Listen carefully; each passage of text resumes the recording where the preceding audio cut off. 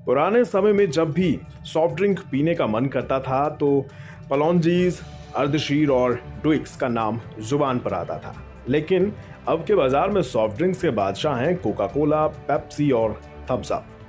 इनके ब्रांड लोगों की जुबान पर चढ़े रहते हैं। अब जब भी रिफ्रेशमेंट चाहिए होता है तो थम्स अप, पेप्सी और कोका कोला के नाम के अलावा कोई और ब्रांड शायद ही आपको याद आता हो। लेकिन पिछले एक साल में थम्स अप ने मार्केट पर कब्जा जमा लिया है। बाकी ब्रांड्स थम्स अप के आगे काफी फीके पड़ गए हैं। अगर आंकड़ों पर नजर डालें तो थम्स अप ने बीते एक साल में $1 बिलियन की सेल कर डाली है।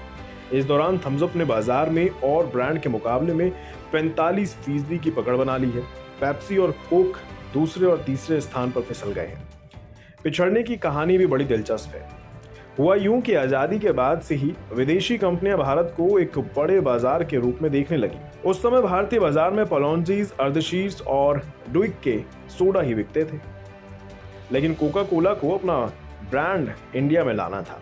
स्वदेशी ब्रांड पार्ले ने इस कमी को महसूस करते हुए 1949 में ग्लूको कोला ब्रांड को भारतीय बाजार में उतारा, जिसका टैग लाइन था अ मैटर ऑफ टेस्ट। हालांकि इस नाम पर बवाल भी बहुत हुआ। कोका कोला ने इस नाम पर कॉपीराइट का दावा कर दिया, जिस कारण पार्ले को इस ड्रिंक का नाम बदलकर पार्ले इज कोला करना पड़ा। तगड़ा कंपटीशन कोका कोला से मिलने के बावजूद पार्ले अपने नए नए प्रोडक्ट्स बाजार में लेकर आती रही। पहले ऑरेंज कलर की गोल्ड स्पॉट ड्रिंक पार्ले बाजार में लेकर आई, जिसको बच्चों ने खूब पसंद किया। उसके बाद लिम्का भी बाजार में लाई गई। महिलाओं को इसका टेस्ट काफी यूनिक लगा। सेलिब्रिटीज से एडवर्टाइजमेंट की वजह से इनके सेल्स और भी बढ़ने लगे और कोका कोला नुकसान में जाने लगे। कोका कोला के इस नुकसान पर नमक छिड़कने का काम किया सरकार के एक लॉ ने। 1973 के एक लॉ ने पार्ले को बाजार में और मजबूत बना दिया।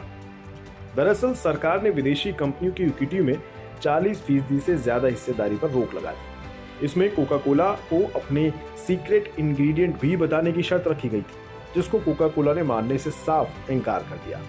बस फिर क्या था, कोका कोला भारत छोड़कर जाने लगी और उसकी कमी को महसूस कर रहे लोगों के लिए पार्ले ने बेहतर एडवर्टाइजमेंट और सेलिब्रिटी प्रमोशन करके एक नए ब्रांड लॉन्च करने शुरू कर दिए। लेकिन ये समय ज्यादा दिन तक अच्छा नहीं चल पाया। कोका कोला और पार्ले फिर एक बार आमने सामने आए 1991 में। सरकार ने भारत के बाजार को विदेशी निवेशकों के लिए फिर खोल दिया। विदेशी निवेशक अब 51% शेयर किसी भी इक्विटी के लिए ले सकते थे। 16 साल के वनवास के बाद कोका कोला ने फिर वापसी कर ली और पार्ले की कमजोर कड़ी पर वार कर थम्स अप को $60 मिलियन में खरीद लिया। लेकिन ये हुआ कैसे? पार्ले के एक दमदार ब्रांड को कोका कोला ने अपने हाथ में लिया कैसे? दरअसल पार्ले की तमाम मैन्युफैक्चरिंग यूनिट्स फ्रेंचाइजी पर ली गई थी और इसी बात को कोका कोला जानता था। इसका फायदा उठाते हुए कोका कोला ने वो सारी मैन्युफैक्चरिंग यूनिट्स खरीद डाली और पार्ले को इस चीज से काफी नुकसान हुआ। कोका कोला के लगातार इस तरह की राजनीति के कारण ही पार्ले को, थम्स अप को आखिरकार कोका कोला को बेचना पड़ा। इसके बाद कोका कोला ने अपने सभी कंपटीटर्स को एक एक करके खत्म कर दिया और अब कोका कोला ने पार्ले के सभी प्रोडक्ट्स के बदले अपने प्रोडक्ट्स को बाजार में उतारना शुरू कर दिया, जिसमें लिम्का की जगह स्प्राइट ने ले ली, गोल्ड स्पॉट की जगह मिरिंडा ने ले ली और थम्स अप को बंद करने की भरपूर कोशिश कोका कोला की कामयाब रही। थम्स अप का सेल कम होता चला गया, लेकिन मार्केट लीडर इसमें पेप्सी बन गया और फिर एक बार कोका कोला को नुकसान हुआ क्योंकि लोग थम्स अप का टेस्ट मिस करने लगे। लोगों की जुबान पर थम्स अप का टेस्ट जो चढ़ रखा था। फिर क्या था, कोका कोला ने एक सेपरेट टीम बनाई जिसमें थम्स अप की मार्केटिंग हुई, एड्स बनाई गई जिसमें एडवेंचर को बढ़ावा दिया गया, जैसे आज कुछ तूफानी करते हैं, test the thunder, soft drink नहीं थंडर।